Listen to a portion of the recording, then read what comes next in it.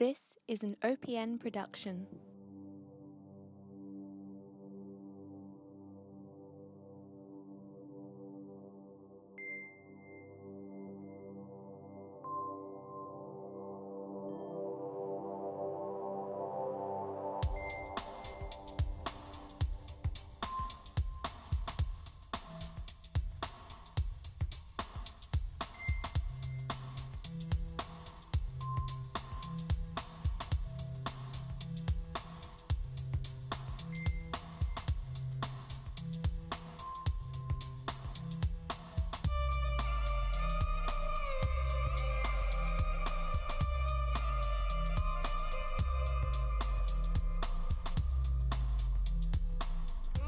Hello everybody, welcome to the very first episode of Owlia's Opinions, the new podcast where myself and the guest panels take a look at this week's newest and hottest current events, movies, television, and music. I am your host, Armand Owlia. I'm a journalism major here at Drexel University in Philadelphia, Pennsylvania, and it is time to enter the new school of thought. So, I'm actually really excited about doing this show. It's the very first episode. I've been working on this now for the past 2 months. There are a lot of people who I could thank, and I will thank them individually after this taping is over.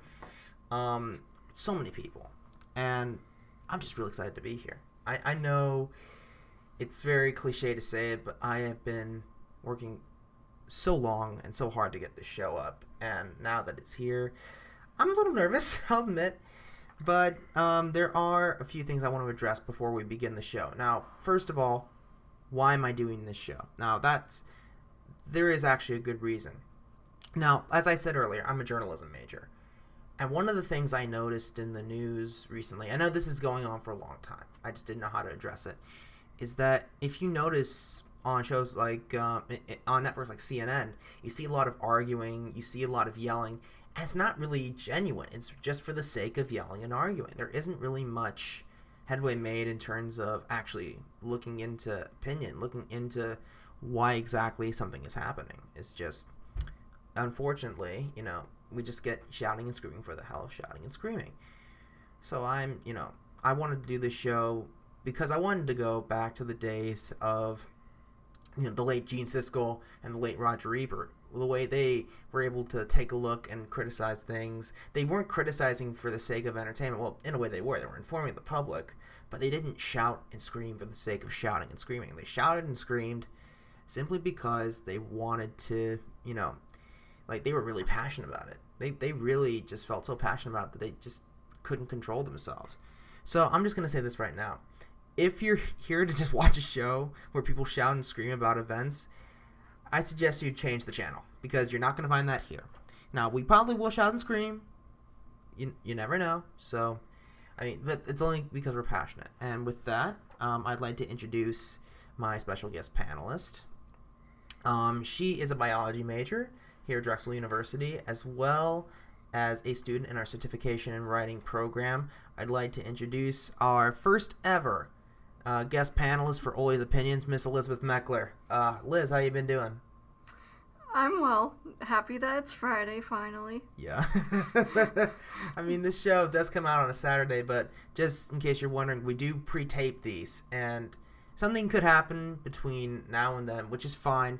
We'll probably sometimes get these wrong. As Liz, as you already know, I think most of these viewers already know, this is Owlia's opinions, not Owlia's facts. So we might get things wrong. Yes. Well, anyway, it's the weekend. I can sleep in, and I'm happy about that. That's good. I know. I wish I could, but unfortunately, I can't. So, right. So we were going to start off the show talking about the Atlantic hurricane season, because that has been very devastating here in this country, with Harvey, with Irma, with Maria, and Trump, essentially in Puerto Rico, pretty much doing some very awful stuff. I've been talking about that in The Triangle. You can go check that out at thetriangle.org. Check under opinion. You'll find my article there. You can take a look there. But something happened on Monday that we want to address, because we're both actually very sad about this, about what happened. And honestly, I don't think we can really talk much about it because there isn't really much to discuss about what happened in Las Vegas on Monday. Liz? I mean, there really isn't a lot that I can say. It's really horrible what happened, and I mean, it's just been a little over a year since the Orlando shooting, and people still haven't learned. Yeah. And I don't think they're ever gonna learn. Well, let's not go too much into that. I mean, some people might learn. Some people might not. That's just generally, I think, the genuine state of people. Not just Americans, but just people in general. Some people will learn, some people will not. But yeah, it's just 58 people, not including the perpetrator, 58 people shot and killed from a guy on I believe, the 32nd floor of the Mandalay Bay Hotel in Las Vegas. He was shooting at people at a Jason Aldean concert. No, it was actually a country music festival Aldean was performing. I know people who were affected by this. My condolences go out to, actually both of our condolences go out to everyone who was affected by this tragedy. We have kept you in our hearts. We have kept you in our prayers, and it's truly just, it's just shocking, and we can't really. I mean, we don't really know that much about the shooter. New details are beginning to emerge that he'd had some mental issues. I mean, obviously, with what happened. I mean, no sane person can do that to another human being, or even 58 other human beings. But yeah, it's honestly depressing, Liz. I mean, I don't know what to say about it. There really isn't that much to say. Aside from going into politics and saying that we need harsher gun control laws, there really isn't that much to add. Yeah. It's just been horrible. Yeah, unfortunately, though, I mean, we've had this argument going on now, I'd say for the past 30-something years, if not more. Definitely 30 years. I mean, this has been going on almost for as long as I can remember. Like, I know we've at least had one debate on gun control, whether it be during Virginia Tech 10 years ago, which I know really impacted a lot of people, really changed a lot of things at universities such as ours, changed a lot of things about security. Sandy Hook, I mean, that really threw a lot of people, including myself, into a loop. I'm not sure about you, but I mean, Sandy Hook, that was horrible, wasn't it? It was. And we have to look at it this way, that if nothing really was accomplished when kids were affected, what do you think is going to happen when a music festival gets shut up? I mean, you're right. I mean, that is honestly amazingly unfortunate that something like this is essentially allowed to happen when we have groups like the NRA who keep gun control laws from being passed, and we have, I hate sounding bipartisan, but how can I not be when it comes to number 45 himself? Essentially repealing laws that President Obama has put in that essentially have prevented a tragedy like this from, potentially prevented a tragedy like this from ever happening again. I mean, we have had countries very similar to the United States who have, after one major event, completely removed firearms from their picture. Look at Australia. They had a massacre, I believe, in 1996. I think it was the Port Arthur massacre. So I don't remember what year. I know it was in the 90s. I'm pretty sure it was 96, though. And once that happened, firearms were banned. There has been really no major gun deaths since then that I can recall. Oslo had that attack back in 2011, the attack in Norway. And I think after that they banned guns, or at least they put restrictions on those who were certifiably insane. Like, they would at least not give it to you if you were certified insane by a doctor, by a physician. But, oh my god, it's just every single time someone gets shot with a gun, and not just like the mass shootings we saw in Vegas or in Orlando or at Sandy Hook or Like, even, I'm going to go back to 1966 at the University of Texas at Austin with the clock tower shooting. It doesn't matter if it's them or it's just a guy on the street, just one guy getting shot in the head. Guns do not belong on the street. They only really belong with one group, and that's with police officers and militia. That's it.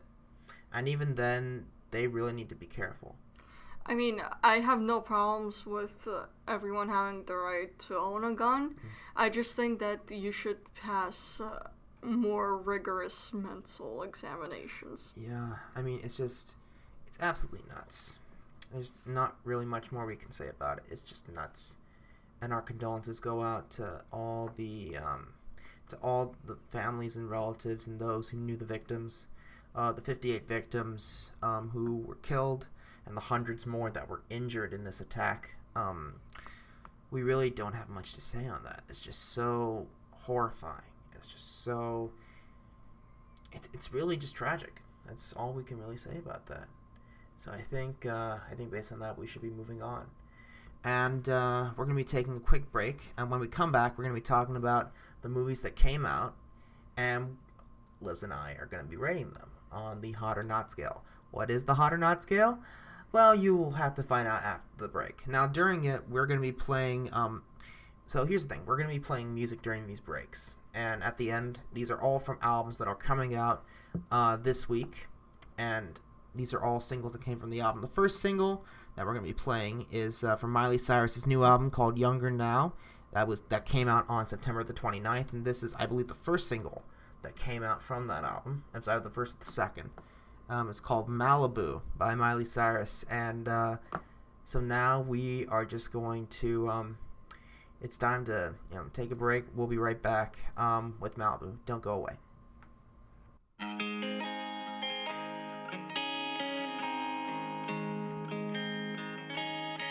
I never came to the beach or stood by the ocean.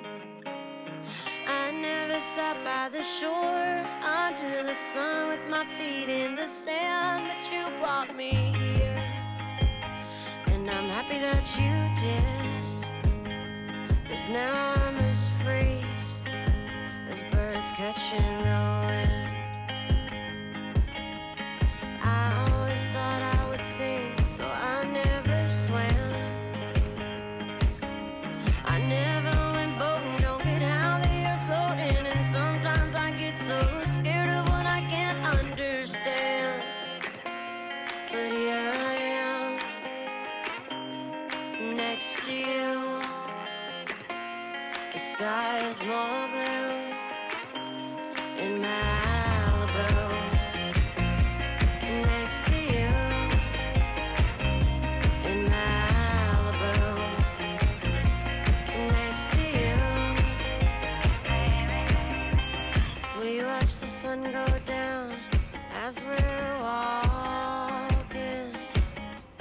I'd spend the rest of my life just standing here talking. You explain the current as I just smile, hoping that you'll stay the same and nothing will change, and it'll be us just for a while. Do they even exist? That's when I make a wish to swim away with the fish, 'cause it's supposed to be this high all summer long. I never would have believed you if 3 years ago you told me I'd be here writing this song. But here I am, next to you. The sky is so blue in Malibu. Next to you in Malibu. Next to you.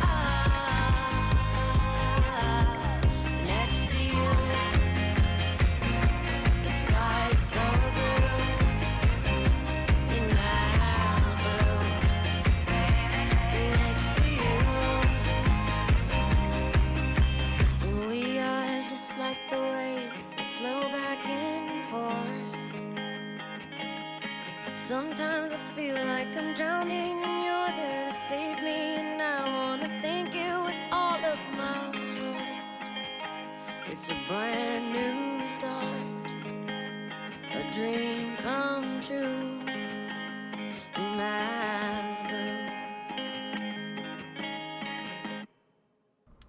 Okay, so we're now back from the break. That was Miley Cyrus's Malibu from the album Younger Now. That came out September 29th.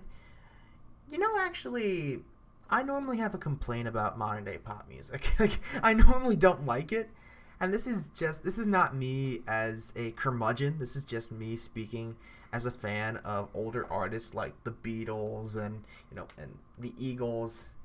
Pretty much like Michael Jackson, Prince. It comes from sort of an old school perspective on music. I mean, I normally don't like even listen to Miley Cyrus. I like her old songs, like her songs when she was Hannah Montana. But that's just, I think you and I can agree on that because. I mean, to be fair, I only watched the later seasons of Hannah Montana. Yeah. But yeah, Start All Over has a ring to it. I mean. Hey, get on, get loud, stop pumping up the party now. I actually hated that song in the solo version, but I like the duet with the Jonas Brothers. Okay, fair, okay. But, okay, let's get back to this song, though. Like I said, I normally don't like Miley. I mean, Wrecking Ball, I think, is one of the most overrated and overused songs ever. But I have to admit, I like this song. I like Malibu just because... I mean, normally you hear a lot of overdubbing, a lot of overused sound effects. Like, it's too cliche. I don't... The same 3 chords over and over again. Yeah, I know. I mean, this does have, like, pretty much the same chords over and over again. But it's only because it's simple, but at least has a clean sound to it. It's distinguishable. I mean, we're going to get into songs later on in this series that I've heard already that are not. They're, like, pretty much like the generic sound. And these are coming from some really big artists. Not gonna name names. If you want to find out, keep watching this show. Yeah. This was actually my first time hearing this song. Oh. But I actually, I'm not gonna say that I didn't like it, but I didn't love it. Mm. Like, I'm not really a fan of this genre. Yeah. Like, I mean, I like Miley Cyrus's edgier stuff. Yeah. Like, Can't Be Tamed. Okay. But it has a nice clean ring to it. Yeah. And I like how, I mean, being a musician myself, I like how I can just listen to it and grab a guitar and just strum along to it. Yeah. With no amp or synth necessary. And I have to admit, sort of, like, this is a really good distressor song. I mean, like, especially nowadays with what's going on. Like, I don't mind, like, kicking back. And it's appropriate the song is called Malibu, because it really does have a Malibu-type feel to it. This actually, I'd say, this is a good song. I like this. And we'll get more into the album as a whole when we get to the last segment of the show. So now, so I think we can agree we like the song. We don't love it, but we like it. Yeah, we like it. I like it. Yeah, I like it too. So we both like it. Okay, so now we're gonna move on to the films, and we are gonna do something really different. Gene Siskel and Roger Ebert had the thumbs up, thumbs down system. I have hot or not. So here is how we're gonna do it. I'm gonna name a film, and Liz and I will have 5 minutes to decide whether or not it's hot or not. Now, here's the thing. We can both agree it's hot. We can both agree it's not. Or, and here's the fun part, if I think it's hot and she thinks it's not, or vice versa, we will give it a neutral. So, of course, hot means see it, not means don't. I hate simplifying things, but I think it's pretty obvious, right? Yep. All right, so let us begin with the very first film, which is Jeepers Creepers 3. It's essentially a horror film. It's a sequel to, I believe, the second one came out, I think, in 2003. I know it's been a while since the Jeepers Creepers film has come out, because I haven't been seeing it in theaters recently. I have no clue because I have never seen this, so... Yeah. I'm going to put a 5 on it right off the bat because I have no idea about it. I mean, I'll tell you what, you don't necessarily have to see it. It's pretty much the standard slasher film. It's not really that good. It's not like Friday the 13th or Halloween where they did something revolutionary with that movie. It's just literally people running around, getting killed. Doesn't have much plot to it. Honestly, if I were you, I would grab your knife and I would stab someone. Just get out of there. Like I would just instead of that. I'm sorry, that sounds really bad. But the point is, don't see it. It's a waste of money. If anything, I'd rather you take a stab at Netflix. They at least have better movies there.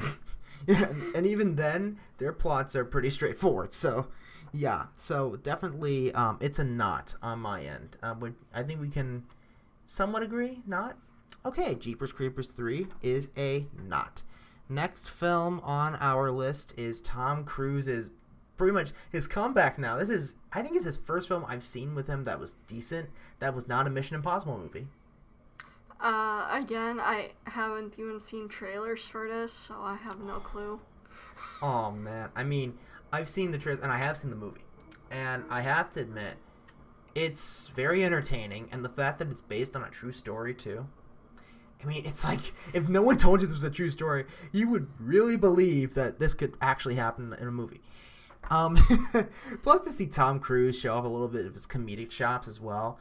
It's very refreshing because you normally see him in a very serious light. I mean, the last time I saw him really pull off something comedic while serious at the same time, I would like to say Magnolia, because there are some very funny scenes in that movie, as well as some disturbing scenes.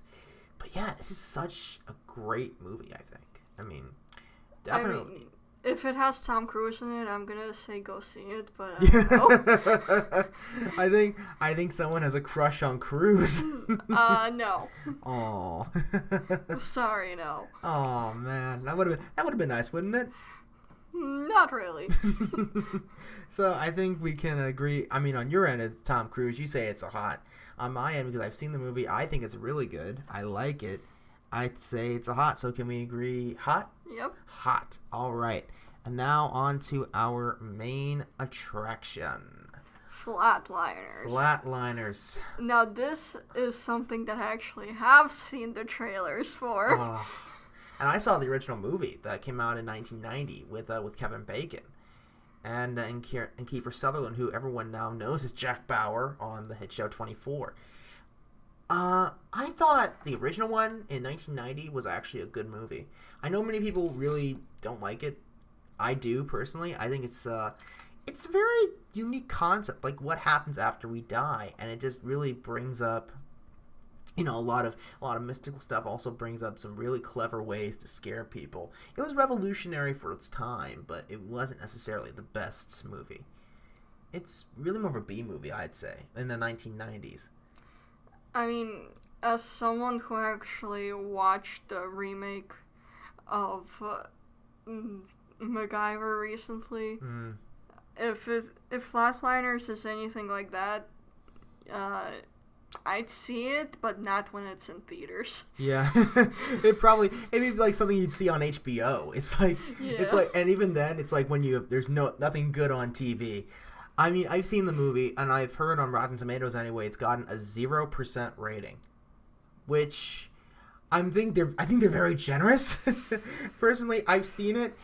Oh my god, it's literally you can literally just call it Jump Scare, the movie. I mean, nothing but jump scares.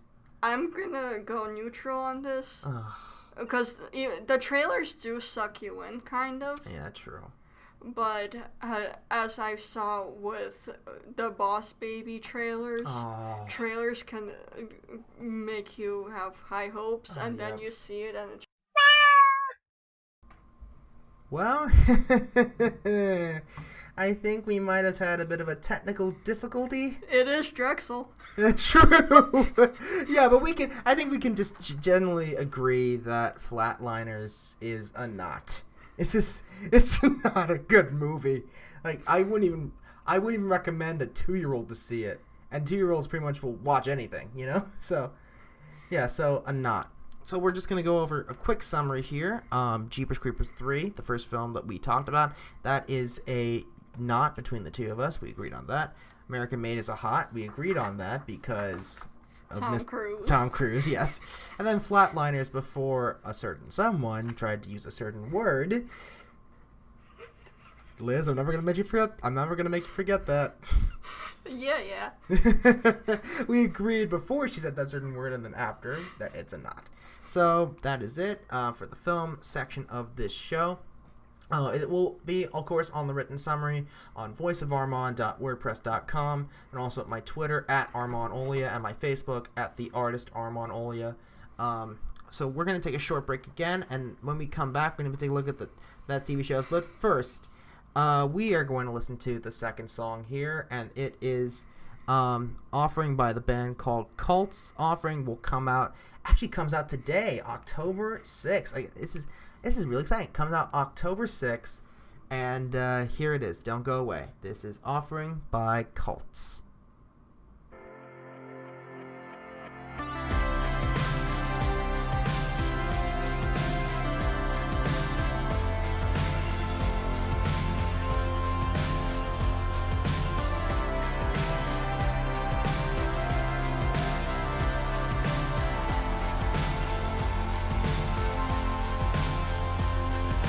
No, I can feel it, but it's so real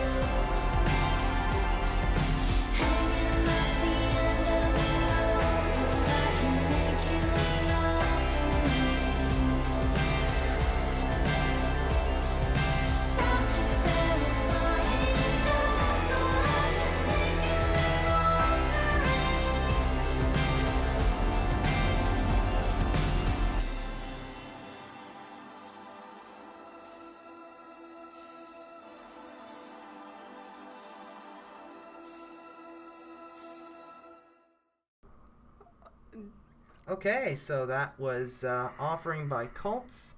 That was an okay song. I'm gonna take a no to that. Yeah, it's not bad, but it's not necessarily my cup of tea. I wouldn't listen to it. I'm pretty sure there are fans here who will probably want to listen to it, and if you want to, power to you. But honestly, not my cup of tea. You? Nah? Nope. Nah. Okay, so it will be a not. And now, after you guys listen to the Colts, we are transitioning over to our TV shows review segments. Exactly. We're essentially going to do like a hot or not, mini hot or not version scale of this, since we have shows going from Monday to Sunday, and we do have a bit to talk about with that. Let's start off with Monday's shows. What do we think people should watch? So, I'm definitely going to say that The Good Doctor on ABC is a definite yes. Oh, definitely. I think it's the MVP of the entire Monday night lineup. No offense, Dancing with the Stars or The Voice. Dancing with the Stars especially. Nikki Bella, love you. Still part of the Bella Army, but still. No, Dancing with the Stars is definitely, it'll always be a given because you never know what's going to happen with that. It's interesting.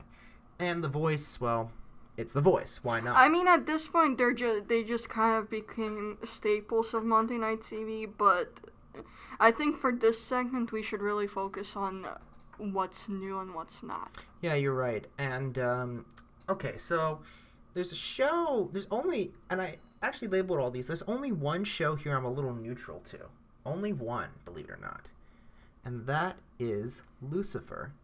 So, I only watched a few episodes of Lucifer here and there. Mm-hmm. The beginning of it was pretty good. The acting was on point. Yep. The plots actually drew me in. Mm-hmm. But at this point, it's starting to wane. Oh, yeah. I mean, the thing is that there is one glaring plot hole. How does Decker not already know? How does she not know by now Lucifer is the devil? I mean, that makes no sense. I mean, she's seen him close to naked. She should at least could tell. Plus the fact that all these weird things happen around him. So, hello, he's shot dead and he comes back to life. How the hell is that possible? I mean, Game of Thrones. Okay, that's different. That's actually much different.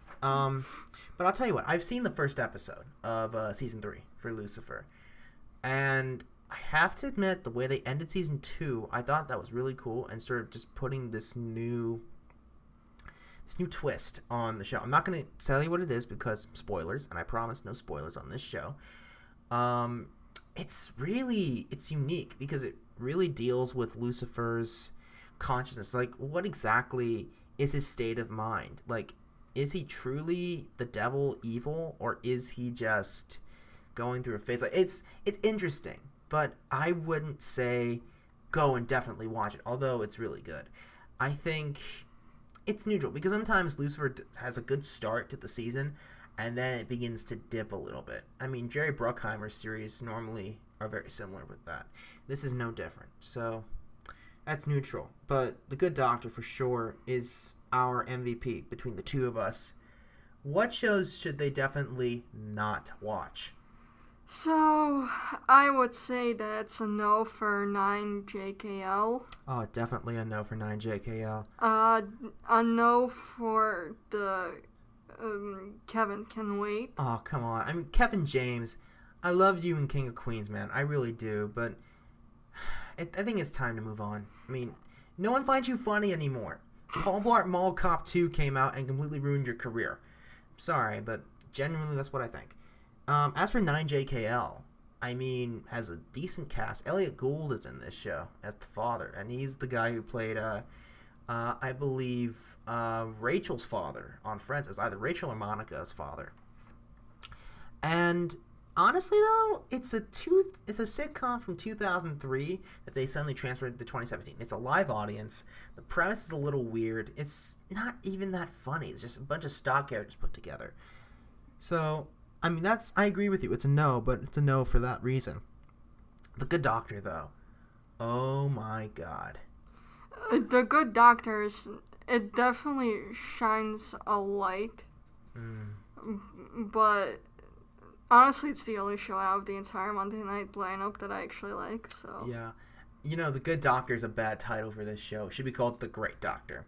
At this point, it's The Great Doctor. And For now. For now, yeah. Freddie Highmore is amazing in this, and it's by the same team that did House, which I have to admit, it's one of my favorite shows. Hugh Laurie's one of my favorite actors, and I'm happy to see that they at least have another hit on their hands, especially one that focuses on the autism spectrum. Sorry, I don't know why that came out weird, but wow, I'm blown away by it. All the episodes so far I've seen are spot on. So I think we can agree the one show to avoid on a Monday is 9JKL. The one show to avoid. Yep. One you probably should see is Lucifer. Probably should. Like, definitely see The Good Doctor. Definitely see Lucifer just to check it out. Yeah, exactly. And check out Scorpion. I mean, I put Scorpion as a no just because it's not really my type of show. I mean, it's more of a sci-fi fantasy show. Yeah, I mean, I'm a sci-fi guy, but just sort of, and you'll understand why as we get through these. So that's Monday. Let's go to Tuesday now, and there isn't really many good things on Tuesdays. I mean, we have The Voice, obviously. That's really good. Honestly, NCIS, especially since last season ended on such a cliffhanger. Yeah. You definitely want to see that if you're a fan of that. Bull is a definite yes for me. Yeah. So is an NCIS New Orleans and Brooklyn Nine-Nine. Actually, Brooklyn Nine-Nine, I saw the first episode.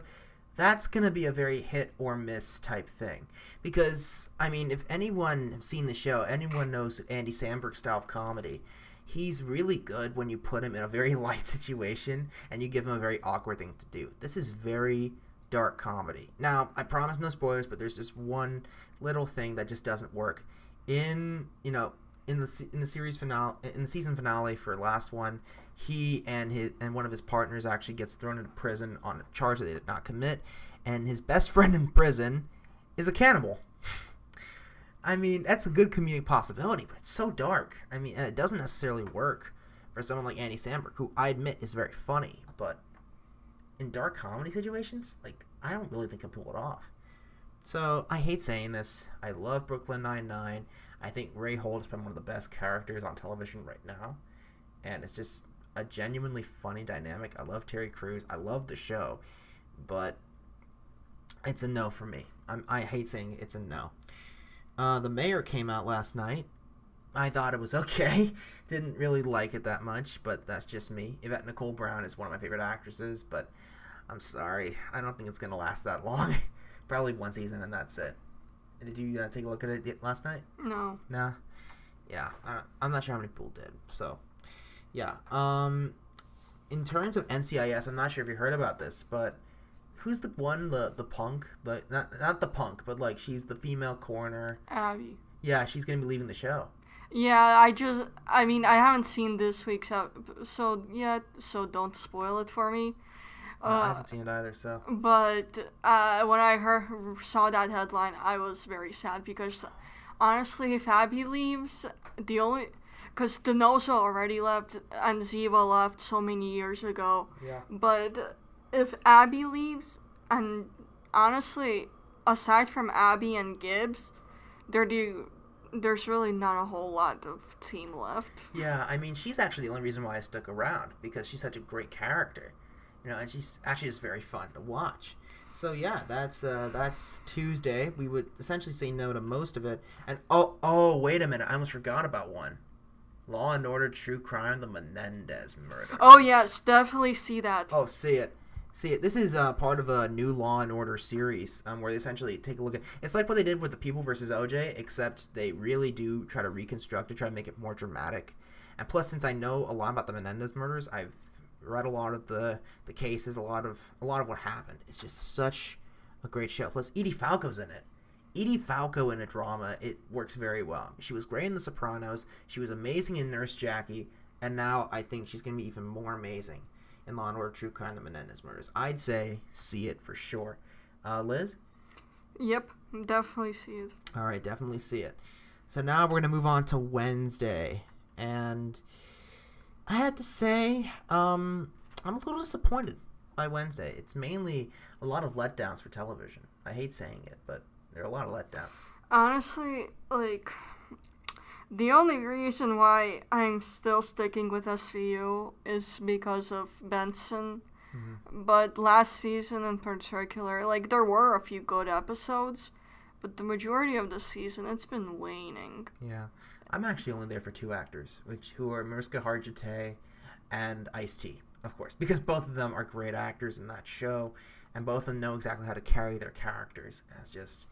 It's neutral on my list, but it's still, if you want to watch some good acting, if you want to watch SVU, just watch the scenes with Ice-T and Mariska Hargitay. Hey, no, because Barba is pretty good, and so is Rollins, especially her emotional scenes with Sunny.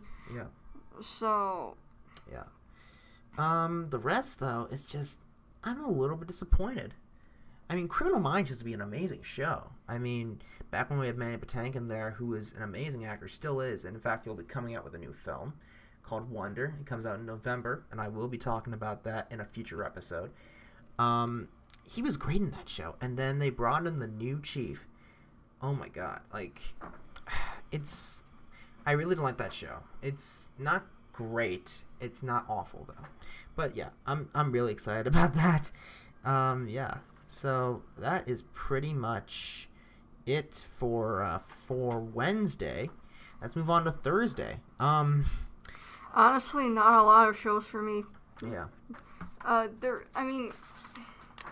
mean, for Thursday, we do have one show that I think needs to be addressed for sure, and that's Young Sheldon. I mean, I haven't seen it, but I'm gonna say it's a no. Oh, okay. I've seen the first episode. There's only been one episode that's come out so far, and the one who directs it is a brilliant director by the name of Jon Favreau. And if you have heard of that name, which you should have, because he's directed a lot of the great comedies and dramas of the last 10 years. He's directed Elf. He's directed Iron Man, the very first Iron Man in the MCU. He plays Happy Hogan in the new Iron Man movies, which are really good. He's a great director. He understands comedy. He understands drama. In fact, he came out with a movie about 3 years ago called Chef. I loved that movie. It's one of my favorite movies ever. And he directed the pilot for Young Sheldon. And I think that was a brilliant choice to have him do it, because it honestly, like, the way they were doing it, I felt if they did the show the same way they did The Big Bang Theory, it just would not work. It was not going to work, because everyone would say, oh, it's a clear ripoff, pale imitation, of The Big Bang Theory. But what they're doing here is they're doing something very smart. You don't see really many jokes in there. You see a few of them, but they come very organically in a very, very serious situation. And it's going to be hit or miss, because some people, when they hear comedy, they expect to hear ha-ha all the time. This is not necessarily one of those comedies. It's brilliant in the sense of how they do it, but not a ha-ha thing. So you're either going to love it or you're going to hate it. Me, personally, I love it. But, yeah. Otherwise, there's actually another show. Gotham. Oh, not Gotham in my case. The Orville. But in my case, Gotham. All right, fair enough. Why Gotham? Well, first of all, Batman. Of course. A second, because it's a new perspective on a story that, well, personally, I have heard multiple times and in multiple variations over the years. Yeah. So, if you're a fan of the Batman series, and just take a look at it, you probably won't regret it. Yeah. So, I mean, Gotham's good, but I think The Orville, honestly, that is one of the best shows, one of the best new shows anyway on television.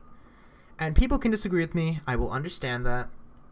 However, you need to consider the guy who created it, and that's Seth MacFarlane. Now, I know MacFarlane's really well known for his comedies, which have been hit or miss lately. I know recently episodes of Family Guy haven't been doing so well.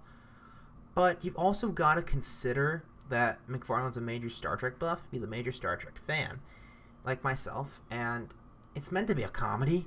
And like Young Sheldon, there are some comedic bits in there, but it's also very serious. They're funny moments. I remember, like, one of the episodes I saw, they were talking about practical jokes, and one of them just put Mr. Potato Head gear on the guy's face, and in retaliation, the guy's practical joke cut his leg off. cut the Joker's leg off, and I thought, oh, that's really dark, but it's funny. I thought that was hilarious, you know.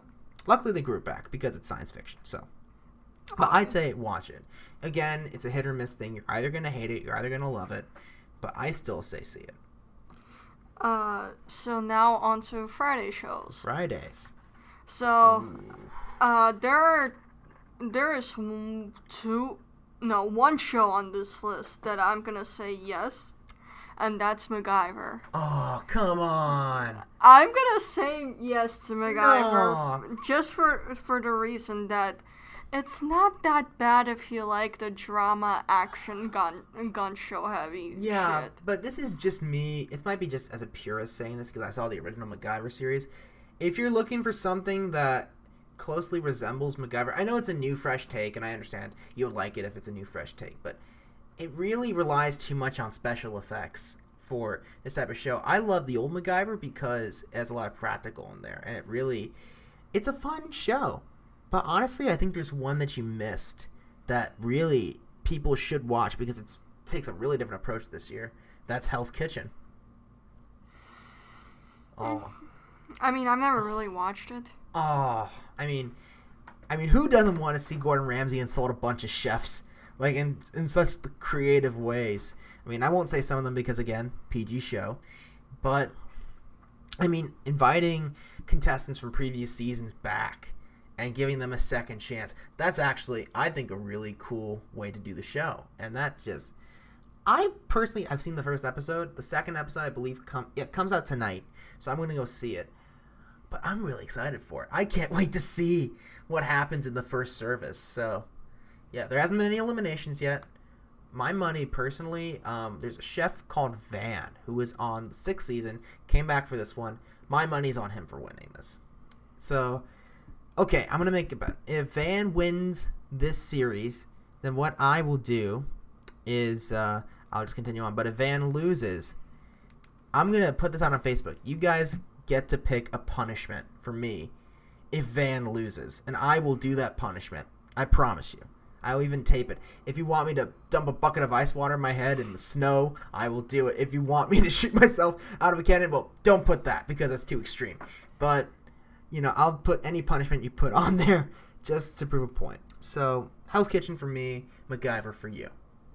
Yep. Yeah. And aside from those two, Blue Bloods is... if you like Law and Order CI, you'll like Blue Bloods. Yeah. It's a decent show. Not much really I could say about it, but it's a decent show. On Saturdays. There are no Saturday shows. Oh, there is. There is. We have SNL. But I feel like it's... yeah. What's it like? I mean, I don't really watch SNL religiously. I just go on YouTube and see what happened. And I watch the funny things. Yeah. But, I mean, I feel like the majority of people have at least heard of SNL. Yeah. And have watched some bits of it at one point in time. Yeah. I mean, the sad part is over the summer, Trump got rid of almost every single person that made SNL funny. I mean, Sean Spicer's firing. Oh my God, I really wanted to see Melissa McCarthy on the show again. Hopefully they work in a way to do it. But I saw the first episode back on season 43 with Ryan Gosling as the host, Jay-Z as the musical guest. Had the potential to be funny, had some really good jokes, but overall... it was okay. I think the cold opening was good with Alec Baldwin. He really nailed his Trump there, but the rest of the show was a little iffy. Hopefully with this, with the next episode that they do, I don't know who the guest is yet. I'll check. But hopefully they correct that. But there is something we both have to address because we're both fans of this show, and that is the fact of a certain British actress named Jodie Whittaker. Oh, yes. Yes, indeed. So, for those of you who don't know it, Elizabeth, do you want to say who Jodie Whittaker is? So, Jodie Whittaker is the 13th Doctor. Will be the 13th Doctor. She hasn't... I don't think she has made her first Well, as of appearance the yet. Christmas special, she'll officially become the 13th Doctor. But she has been announced as the 13th Doctor a few months ago. And why is that so historic? So, the Doctor has always been male. Yes, just letting you know we're talking about Doctor Who. The show is Doctor Who. In case no one got it, so... The Doctor has always been male, with the occasional female companions. Yep. So, and keep in mind that this show has been on for more than 50 years. Mm-hmm. And for the first time in its airing, we have a female Doctor. Yep. And it's really not as controversial as some people make it out to be, but basically, it's been confirmed that Time Lords, which is who the Doctor is, Time Lords can regenerate into various forms. Yep. You can take a look at River Song, you can take a look at Rowena, but basically, there have been Time Lords who have Oh, and obviously the Mistress, or Missy. Yep. But it's no surprise that the Time Lords can regenerate into females. What makes it so controversial is the fact that the Doctor became a female. Yep. And the Doctor, which has been traditionally a male Time Lord. And, okay, here's the thing. I know a lot of the people who have been complaining about it are the same people who complain about Idris Elba playing James Bond, which personally I would love to see. I think that'd be great. But here's the thing. I don't think they're looking at it based on the gender. I think they're looking at it based on acting and performance. And I've seen some of Jodie's work. I've seen some of Jodie Whittaker's work. She's very funny. She's a smart actress. She knows exactly how to do it. And I can't wait to see what spin she puts on the character. Hell, I think she'll probably be better than Peter Capaldi. Well, I don't want to go as far as saying she'll be better than Peter, but I am gonna give her a shot because I think I said it before, I'm not sure, but I'm, like, if the writing is on par and if the acting is on par, I'm gonna like this Doctor. Yeah, and I'm excited for it. I mean, honestly, I think Doctor Who did something that the United States couldn't, get a female in its lead. Yeah, and so I'm just really happy to see Doctor Who at least taking a chance on Jodie Whittaker. Great actress. She deserves it. Congratulations, Jodie. We wish you all the best. So now moving on to Sunday, and literally it's just a string of no's, except in my mind anyway, we have 4 shows. Madam Secretary and Yes. SLA, and really that's it for me. Oh, come on. Shark Tank? Shark Tank's a great show. Like, I personally love seeing all these new inventors and entrepreneurs come up with great ideas. It's great. I like it. I'm not sure you do, but... But, I mean... What about Rick and Morty? No. Oh, why not? Because I've never seen it. Oh! I'm not a fan of... Let's just put it this way. I'm not a fan of these adult cartoons. Okay, fair enough. I've seen Rick and Morty, and I think it's funny, it's clever. I mean, a lot of debate has been put up about it, and I like this show. So for me, it's a hot. So overall, there are a lot of good shows on television. I mean, Good Doctor for sure. Watch. We both agree on that. NCIS. Watch for now. We don't know just yet how it's going to turn out. Law and Order SVU, Law and Order Menendez. Of course, Madam Secretary. We have Doctor Who. Of course, watch it because... New Doctor. Yeah, making history, guys. So, yeah, we have a lot of great shows. Again, it'll be on the recap, which one we liked the best, which one we didn't. And we're going to take another break. During the break, we're going to be playing Sorry Not Sorry by Demi Lovato. The album is Tell Me You Love Me. That came out, actually, same day as Miley's album, September 29th. And we'll be right back. We're going to be talking about our books of the week, which ones we like, because there's so many books we can't pick. We can't talk about all of them, so we're going to pick our favorite ones. When we come back, we'll do that. So this is Sorry Not Sorry by Demi Lovato. The album is Tell Me You Love Me. Don't go away. We'll be right back.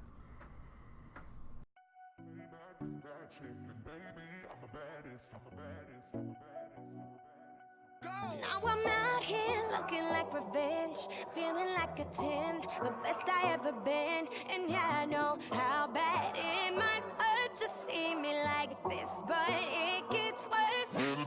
Now you're out here proud to beg. Second chance you'll never get. And yeah, I know how bad it must hurt to see me like this, but it gets worse. Not payback is bad chick, and baby, I'm the baddest. Stop playing with a savage. Can't have this, can't have this. And it'd be nice of me to take it easy on ya, but nah. Baby, I'm sorry. I'm not sorry. Baby, I'm sorry. I'm not sorry. Being so bad got me feeling so good. Showing you up like I know that I would. Baby, I'm sorry. I'm not sorry. Baby, I'm sorry. I'm not sorry. Feeling inspired 'cause the tables have turned. Yeah, I'm on fire and I know that it burns. Baby, fineness is the way to kill. Tell me how I feel, but it's such a bitter pill. And yeah, I know you thought you had bigger, better things, but right now this is 'cause the grass is greener under me. Brightest technicolor, I can tell that you can see. And yeah, I know how bad it must hurt to see me like this, but it gets worse. Not payback is a bad chick, and baby, I'm the baddest. Stop playing with a savage. Can't have this, can't have this. And it'd be nice of me to take it easy on ya, but nah. Baby, I'm sorry. I'm not sorry. Baby, I'm sorry. I'm not sorry. Being so bad got me feeling so good. Showing you up like I know that I would. Baby, I'm sorry. I'm not sorry. Baby, I'm sorry. I'm not sorry. Feeling inspired 'cause the tables have turned. Yeah, I'm on fire and I know that it burns. Talk that talk, baby. Better walk that walk, baby. If you talk that talk, baby. Better walk that walk, baby. Oh yeah. Talk that talk, baby. Better walk that walk, baby. If you talk that talk, baby. Better walk that walk, baby. Baby, I'm sorry. Baby, I'm sorry. I'm not sorry. Being so bad got me feeling so good. Showing you up like I know that I would. Baby, I'm sorry. I'm not sorry. Baby, I'm sorry. I'm not sorry. Feeling inspired 'cause the tables have turned.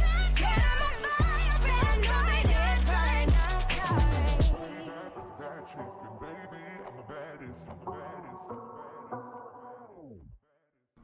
Okay, so that was "Sorry Not Sorry" by Demi Lovato. Album again is "Tell Me You Love Me."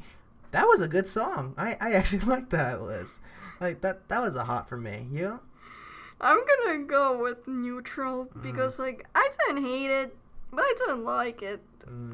I mean, when it comes to her, I really like her earlier stuff, like a work of art from her Disney days, or Give Your Heart a Break from her other revival album. Yeah. This, I'm kind of like, I mean, I'll listen to it if I don't have a choice, but yeah. I mean, Payback is a bad chick and Baby I'm the baddest. That's good. And by the way, we're just playing the clean version. The actual word, I won't say it, but yeah, it's a good song. I really do like it. And now we're going to move on to our books of the week. And mine is Hillary Rodham Clinton's new autobiography called What Happened, which was essentially her story of her presidential campaign in 2016 and essentially the months after the election, what went through her head, how she was able to reconcile her loss. I thought it was a good book. I'm not sure if you've read it yet. I mean, I'm still reading it at the moment, and I really like it. So far, from what I'm hearing, like, I think she understands where she went wrong, and I wouldn't like to see her run for public office again. I don't think she can, but you know, it was good while it lasted, and I think it was a good book. Not really much to say in terms of that, but because I haven't gotten through the full thing yet, I've gotten through a fair bit, but it's really good. I like it. And I think, Elizabeth, I know what your favorite is because it's coming to Philadelphia very soon. What's your pick? So, a lot of you may not know it, but Phantom of the Opera is actually a book. It was written by Gaston Leroux, in French back in the early 1900s. 1908 to be exact. Came out as an English version in 1911. So yeah, you essentially like something that's 100 years old, millennials. Cry your heart out. Well, I mean, I like On the Karenina, which came out even earlier, but... Yeah, but you're Russian, so... But that's beside the point. True, you're right. So... A Phantom of the Opera, I like it because it's multifaceted. It's... I don't want to give too many spoilers. I mean, if you've seen the movie or the musical, then you know a little bit what happens in the book. Not everything is covered. But the way that he wrote it, he really made it possible for you to get into the head of almost every single character. Yeah. And I know you have a problem in the musical anyway with Raoul, but the book actually makes him much more sympathetic. He's a young guy who's in love. He's in over his head. He doesn't realize it, but he will do as much as he can because he loves this woman. He loves Christine. He loves her so much. And then, of course, we have... Oh God, the Persian. I think I relate to him just because he and I are from the same region. But he's also just sort of the mystical sage in this entire story. He's the connecting tissue that holds this entire story together, whether it be in the actual Phantom story itself, or in, if you guys read the prologue to the book, it's essentially Gaston Leroux's research of the story, which is actually based almost on a true story. I'm not based on a true story, based on like American Made, like because they say it's based on a true story as well, but it's still based on a somewhat true story that floated around Paris for many decades. But yeah, Phantom definitely has a place in my heart. I've actually been obsessed with the entire fandom ever since 10th grade, kind of. And like when it comes to OTPs. Yep. It's definitely Phantom Christine for me. Of course. And I'll tell you what, I can have you beat. You said you started loving him in 10th grade? I mean, in 10th grade is really when I became obsessed with the music that Weber wrote. Okay. I mean, I first read the book when I was in 6th grade, actually, like 5th or 6th grade. But you have to admit that you don't interpret it the same way when you read it in 6th grade compared to when you read it like when you're 20. Oh, absolutely not. And I actually reread that book probably every year so that I can at least, because there are things that you're gonna miss, and when you reread them, and on top of that, I've seen the musical, I've seen it live in Hong Kong at the Asia World Expo, which is absolutely amazing because it's this gigantic theater, and like the sounds are amazing. It's truly serene. If I were to recommend any place to see Phantom, it would be in Hong Kong at the Asia World Expo. I mean, Broadway is one thing, but this is just amazing. I'm actually gonna go against you because I'm gonna say that if you want to see Phantom, you need to go to the Majestic in New York because that's where it debuted it. Yeah. I mean, like, I'm not gonna say the Majestic isn't the best place to see it. I say, like, I mean, if you look at Asia World Expo versus Majestic Theater, Asia World Expo is much larger. And it's just, you can get away with so much in a small theater, but in a large one, the way they adapted it too. Like, I'll give you an example. I'm not going to give anything away, but there is an opera scene in which the Phantom shows up in the rafters. And I swear, when that voice came over the loudspeaker, I literally just turned to my team thinking, oh my God, where did that come from? Like, where did that voice come from? I mean, I've never seen the musical live. The closest I came to was the DVD from the 25th anniversary. But, I mean, it's really something, especially if you want to see how society treats people who don't look the same as everyone. Yeah, because I think this is no secret. The Phantom is a genius. The Phantom is a disfigured genius, but he's a genius nonetheless. He's a madman, though. I have to admit. And it's basically based on, how people treated him. He just started to retreat into himself. But I have to say this, though. I mean, you've also seen the 2005 movie with Gerard Butler. Yes. Oh my God! And Minnie Driver, I think, was in it as well as yes. Carlotta. And yes. Oh my God! Like, I love the scenes with Minnie Driver in them. They're just so funny. I mean, a lot of people actually say that the 2005 movie sucked. But I'm actually gonna say that the 2005 movie is perfect if you're just being introduced to it. Yeah. Because the way that it ends, it really draws people in, that they expect a sequel to it, kind of. Yeah, and actually, I think Andrew Lloyd Webber wrote a sequel Yes, to it. he wrote Love Never Dies. Yes, which aired a grand total of a dozen times and then was never heard from again. Yeah, because I obviously wasn't that good. Yeah. I mean, no offense to Andrew Lloyd Webber, because, sir, you are a genius, and I respect you. You wrote Phantom, you wrote Cats. Automatically, you earn a place in my heart and a deep portion of my respect, because those are absolutely genius pieces of work. But Love Never Dies, yeah, I might not be able to forgive you for that. Might not be able to forgive you. But yeah, Phantom of the Opera, one hell of a book. I know it's old, it's a bit of a read, but it's well worth it. Can we agree on that? Yes. Yeah, so those are our books of the week. Mine is What Happened by Hillary Rodham Clinton. And of course, I memean, Liz, you officially might just set a record for this series. Let's see how the next few episodes go. Let's see how old the books can get. Like, because that originally came out in 1908. But let's see. But it's still an amazing book, and in fact, it ages amazingly well. Especially now you look at like mental illness and the way people are treated with that, because these are some great people, but they don't really socialize very well. It's so brilliant, and it's just such a perfect piece for that. So that is essentially it for books. When we come back, we're going to go into the final segment of the show, where we're going to be talking about the best albums. And speaking of albums, we have one last song to play for you for our commercial break. It is from Torres, the artist Torres. The album is Three Futures. The song Three Futures came out already, the album, on September 29th. So I know, I mean, like, there haven't been really many albums coming out this week. So September 29th, album already came out. So this is Three Futures by Torres. When we come back, we will be talking music, and a special shout out to a particular artist. We will not name names until we come back from the break. So stick around. Don't change the channel. We'll be back.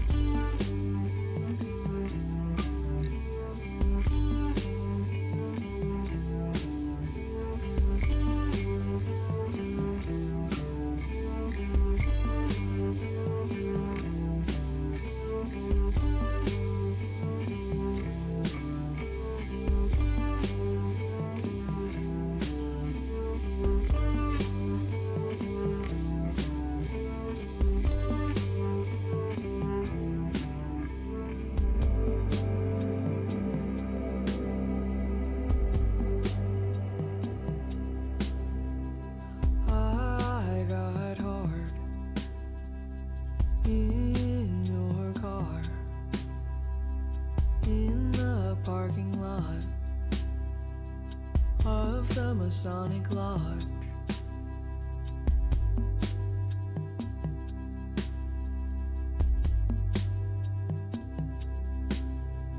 We lined the Hudson with our tangents. You trusted me to love your parents. Sunk into my tunnel vision.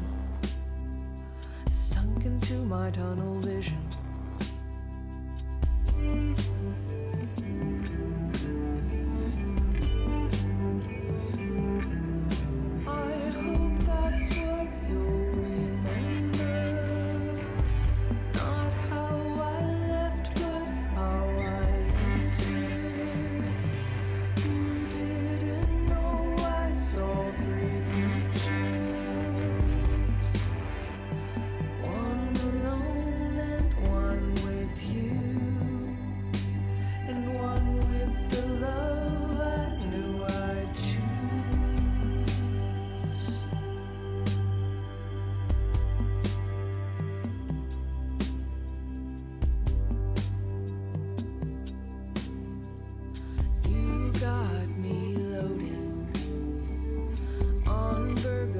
Perfume downstairs in the TV room.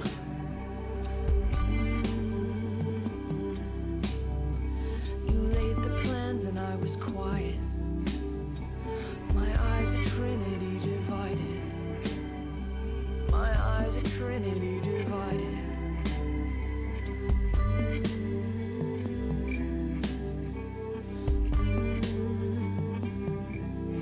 I hope what you will remember is not how I left, but how I entered,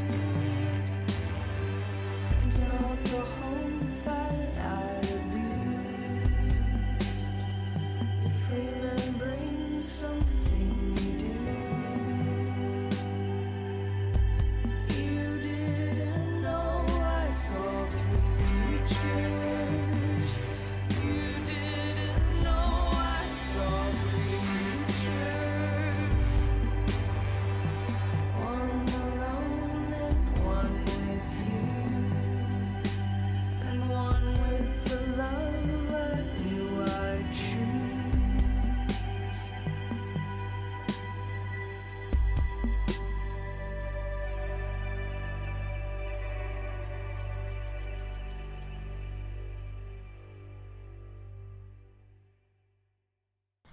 And that was Three Futures by Torres. I'm gonna give it a no. Oh, come on. You think? You think? I mean, the beginning was really good. I liked the beginning, and then Torres began to sing. Oh, boy. I'll take Nick Torres from NCIS over this Torres any day. Okay, that's fair.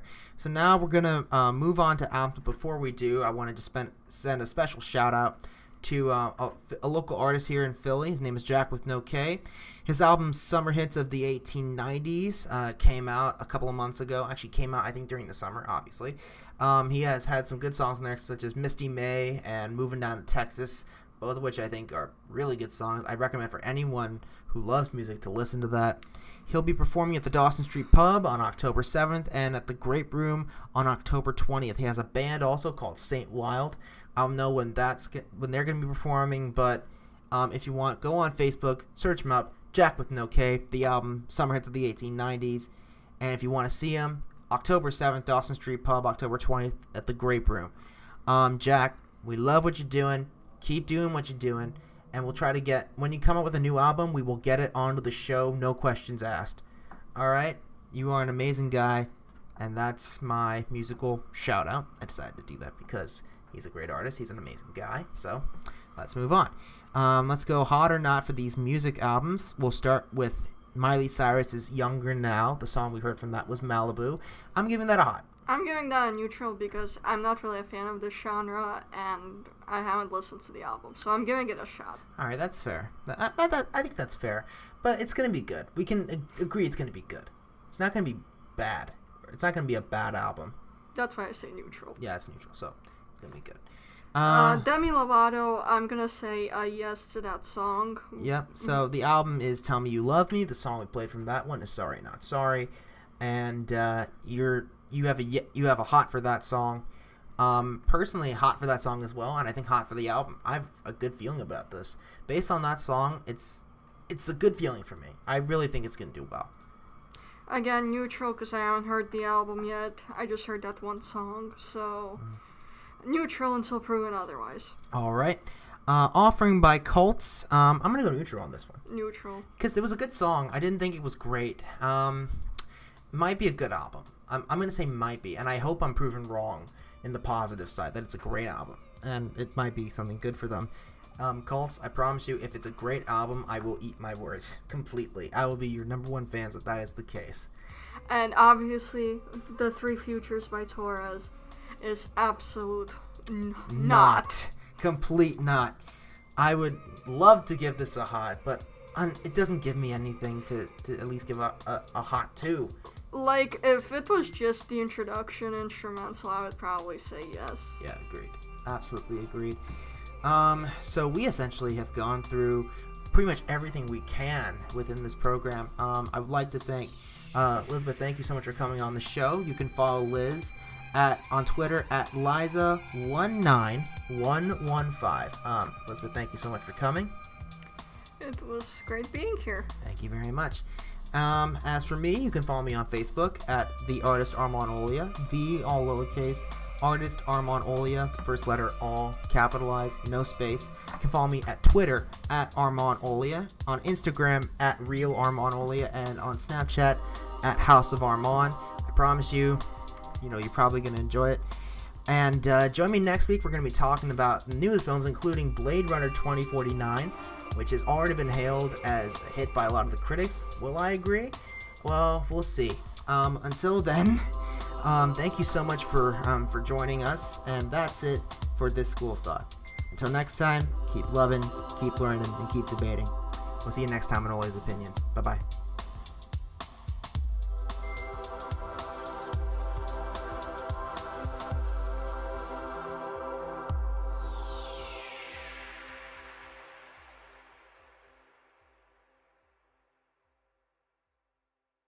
This has been an OPN production recorded in Philadelphia, Pennsylvania.